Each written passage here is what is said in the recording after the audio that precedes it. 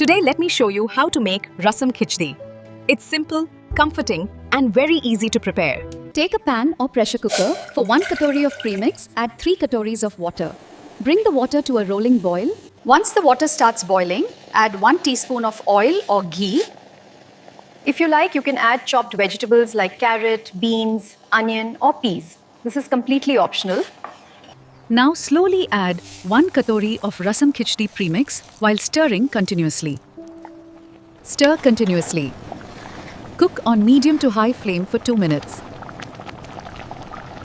If using a pressure cooker, reduce the flame to low. Close the lid and cook for 2 whistles, about 10 minutes. If using a pan, cover and cook for 14 to 15 minutes. Stir occasionally and add a little water if needed. Once the khichdi is soft and well cooked, it is ready to serve. Enjoy it hot with lemon, fresh coriander or pickle. You can also serve it with curd or raita. Warm, light and easy to make tray, Rasam Khichdi is perfect for any day. Visit Kleverfarms.com or KleverEats.com to explore more.